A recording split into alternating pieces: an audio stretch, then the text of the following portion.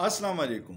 अदालत में जज और वकील के दौरान शदीद जुमलों का तबादला और अदालत में शदीद नारेबाजी, ये क्या कहानी है, ये मैं आप आज को बताऊंगा। हुआ ये था कि आज इमरान खान की इस्लामाबाद में पेशी थी तोशाखाना केस में। तोशाखाना केस का बैकग्राउंड आपको पता है, एक जाली झूठा केस है जिसमें सिर्फ इमरान खान को पंसाने की कोशिश हो रही है। इससे पहले हज़ारों तोहफे शरीफ ख़ानदान, जरदारी ख़ानदान, ये सारे लोग ले चुके हैं और उसका कोई रिकॉर्ड भी नहीं है, लेकिन केस सिर्फ इमरान खान पे बनाया है। सियासी मुकदमा है, सिर्फ ड्रामेबाजी है, कुछ निकलना नहीं है। लेकिन अदलिया का जो जज है हुमायूं दिलावर, उस पर इल्ज़ाम है कि वो बाइस है, क्योंकि उसके सोशल मीडिया अकाउंट से पता चलता है कि उसने इमरान खान से नफ़रत के बहुत सारे पोस्ट किए हैं। हुआ कुछ यूँ कि आज वज़ीर आज़म के मामूनी ख़ुसूसी अता तारड़ भी अपने सिक्योरिटी स्टाफ के साथ वहाँ आ गए और जब वो अंदर जाने लगे तो उन्होंने वकीलों को धक्के दिए और अंदर चले गए, जिस पे वकीलों ने एहतजाज किया। फिर इमरान खान आ गए, वो भी अंदर चले गए।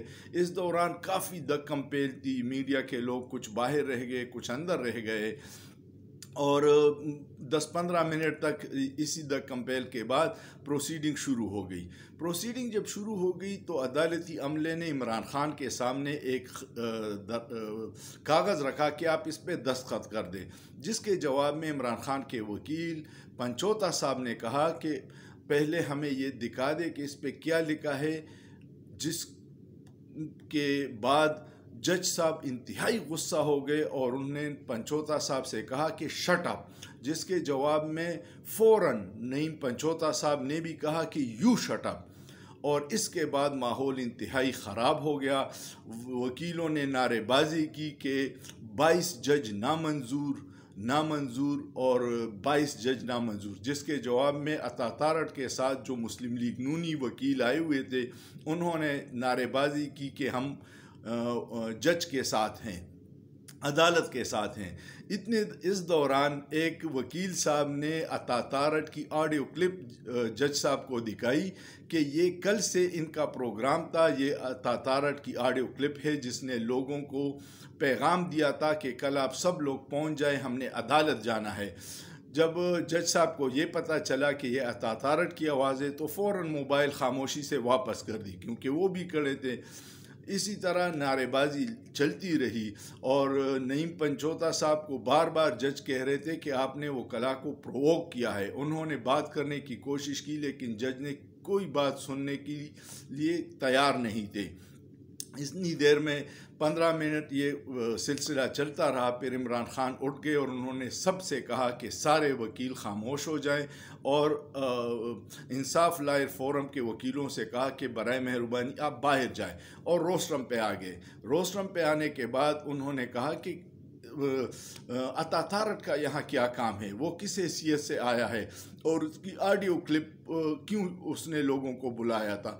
ये बात जज दिलावर इग्नोर करते रहे, क्योंकि सबको पता है कि उनका किरदार क्या है। दिलावर साहब के बारे में पूरी अदालती अमला और वकला जानते हैं कि वो किसी भी तरीके से इस केस में इमरान खान को सज़ा दिलाने के लिए तड़प रहे हैं, और ये वो सारा बैकग्राउंड था।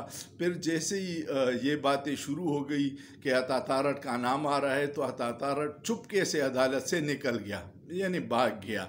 ये उनके हालात हैं, न जान न पहचान, मैं तेरा मेहमान।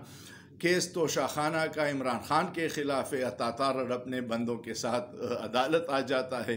तो ये उनकी वो अदालत को दबाव में लाने के टैक्टिक्स हैं कि जी आप इमरान खान के ख़िलाफ़ फ़ैसला ज़रूर दीजिएगा।